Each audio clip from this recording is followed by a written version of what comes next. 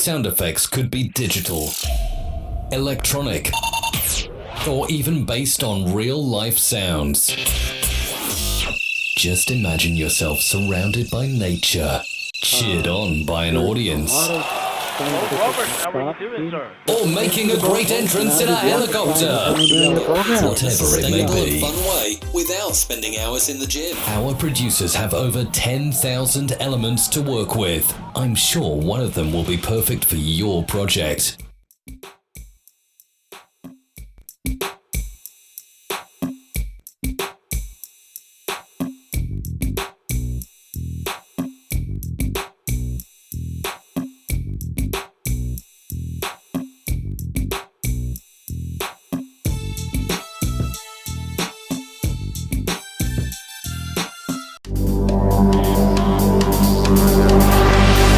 Ladies and gentlemen, are you ready?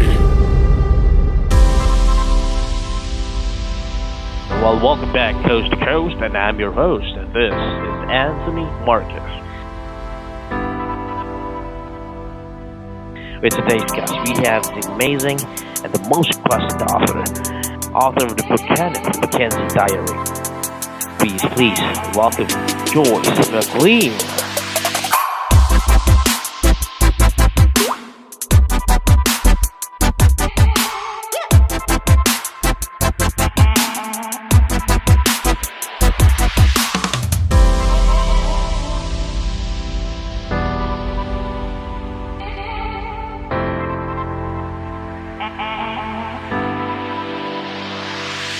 Hello, Joyce. How are you doing? Hello, Anthony. I am glad to be with you. All right. Please say hello to 60,000 listeners all across the world right now. Say hi to them. Hello, listeners. All right. All right. You can do better than that, Joyce. Well, I am glad of the opportunity to tell you about this book, which I think is important from a historical perspective. Well, for the benefit of the new listeners right now, please say to them a little, just a short description of what this book is all about. Well, I should explain that I am the great-great-granddaughter of Kenneth McKenzie. He emigrated from Scotland to Canada in 1841 and farmed in Ontario for a number of years. He then decided to check out Manitoba, where land was being offered, and he ended up being one of the very first settlers in the area west of Winnipeg, at a place that he called Burnside, that is in Scottish terminology, beside the burn. This diary had been in our family since his days, but very few people knew of it in the family. And so, first of all, my goal was to transcribe it in a form that was easy for me to read, and I wanted to share it with the rest of the family, who many were not aware of its existence. So I put it in a form that could be read. But, as I say, I think it could be interesting to anyone that likes history.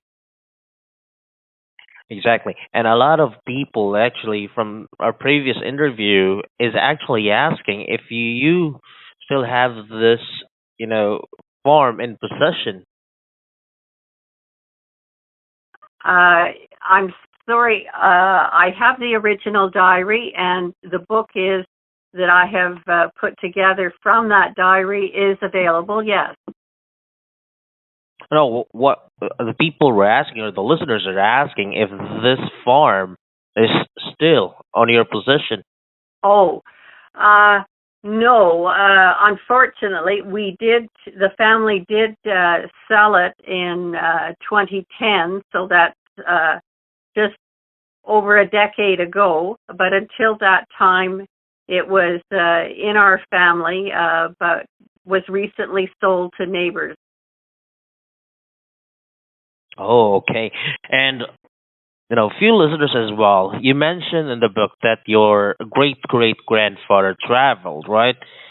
So they're asking, what's the mode of transportation? Is it by horse or did he just walk? Tell them, please. Yes, a good deal of the diary covers his trip from Guelph, Ontario to Burnside, Manitoba.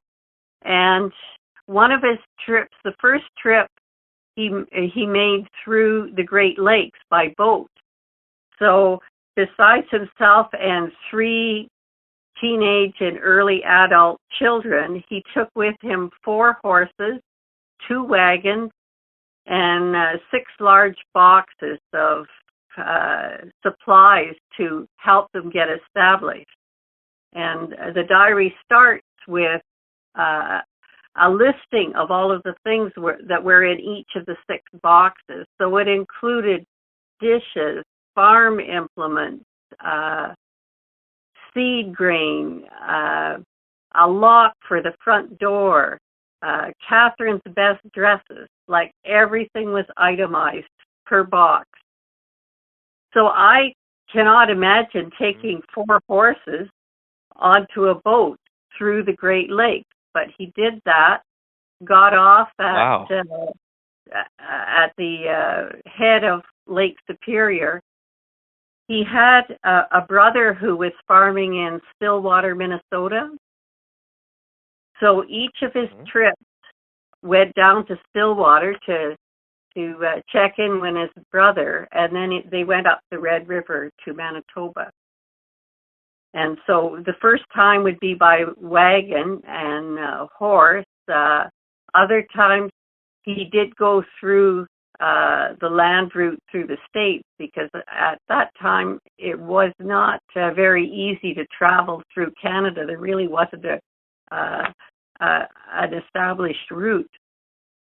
So he would go down the Red River to Stillwater, Minnesota, and then across through St. Paul and Milwaukee and Detroit up to Hamilton, Ontario. Wow. So some of that, Oh, that would be by horse, some of it would be by stagecoach, perhaps, and some of it was by train. Okay. So, you know, I've read in the synopsis and also with your biography that you're the one of the first settlers in Manitoba, right? Uh, Not in Manitoba, but certainly one of the first settlers that far west in Manitoba, yes. He may have been And the second, but the first or second settler in the Burnside area, which is west of Portage la Prairie, but certainly one of the very first. okay, and the question right here is, how does it feel about the change? From being one of the, a few of there are a few houses in there, and then right now it's one of the most urbanized and organized cities. So, how does it feel with the change? Well, I should clarify that the farm is still there, and it is still quite a rural area. Like, it is about 60 miles from Winnipeg, so it's not really an urban area. There is a small city, Portage la Prairie, which would be 15 or 20,000 people, but primarily it's farmland. But certainly farming is much more modern than it was in those days, and I would say that they were very Yeah. self-sufficient. As I mentioned, they took with them a lock for the front door, so they took everything with them that they needed, because they wouldn't be able to necessarily get everything that they needed. Oh, that's really good to hear because I'm really not familiar with Canada, but because I'm in the United States, I have never been to Canada. So you mentioned it's still a rural part of it's way far with Winnipeg. So technically, but you can check with the change that it it undergoes, the machineries that is being used in farming. You mentioned that it's a lot easier right now, right? Yes, both definitely. And I haven't actually lived on the farm since my childhood days, so that would be around 1970 that I left the farm, although I still went back to visit my family. And even since that time, the machinery used is so much bigger and more expensive. Mm. Are there any regrets right now that you have sold the property? Uh, no, I don't think that there are any regrets. Certainly, farming is a way of life and a lifestyle, and certainly our family was very much a part of that, and for many years. And so, yes, I suppose there was a tinge of regret that the farm was sold, but at that point, we considered that it was necessary. Farming became very expensive, and at that time, our farm at that time was all grain, and the price that people got for grain was not very much. So by the time you bought your seed and your fertilizer and your pesticides, it cost more to plant a crop than you were able to sell it for. And it turned out that at that point there wasn't really anybody in the family that was prepared to carry on in the next generation. So it was decided that it was time. So it is a family's decision, right? Yes, it has been sold. I mean, there is a still a portion of the land with the farmyard where I grew up. That still is in the family. Oh, okay.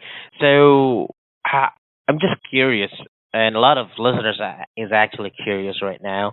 How big? How big is this farmland? How many hectares?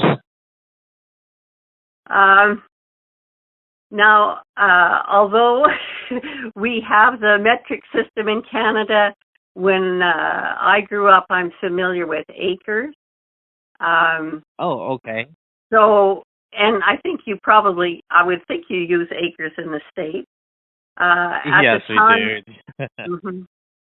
At the time when I was on the farm, we had one complete section of land, which is 1 mile by 1 mile and 640 acres. Wow, that's huge.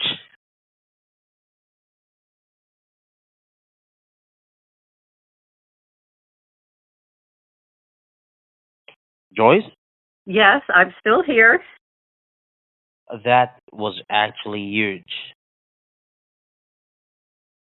Well, So farming I'm has to be speechless. done in a big way. So it's a mass production. Well, I think farms everywhere have been getting bigger and bigger because you need that much to make it pay. All right. So I'm really not kid into farming, but now I have a view of what it looks like, what it's all about. So our listeners is actually listening right now. We are at 74,000 listeners. That's all across the world. Well, we do have a lot of people listening from Asia right now. So, right, technically, what can you share to these, Asian people? They are good, they are very renowned for farming as well. So, any message to them? Um, well, I mean, all I can say is that the primary crop, certainly on our farm, was wheat. There was some oats and barley, but other farms in the area would also have sugar beets, for instance. But that was not something that our farm, as I say, it was primarily wheat that we grew on our farm. But I'm not sure what you're looking at for advice, because I can't say that I could provide any farming advice. All right, no worries. It's okay. So, again, where can we buy your books and what's your website so that all of our listeners you and the previous listeners that you have last interview can know where they can buy your books? Yes. First of all, my website is KennethMcKenzieDiary.com. I have a Facebook by the same name, Kenneth McKenzie Diary. And the book is available at Amazon, Barnes & Noble, and all of the regular outlets across the United States. In Canada, the ebook is also available through Chapters Indigo and Kobo and McNally Robinson. And volume discounts are available through Writers Republic, which I use as the publisher. Wow, very nice. Once again, KennethMcKenzieDiary.com. It's available in Barnes & Nobles and Amazon. Check this out and buy it right now. So, Joyce, thank you so much. This is actually good. We can get a lot of information from I hope from your great grandfather. Yes, I do hope that people enjoy it.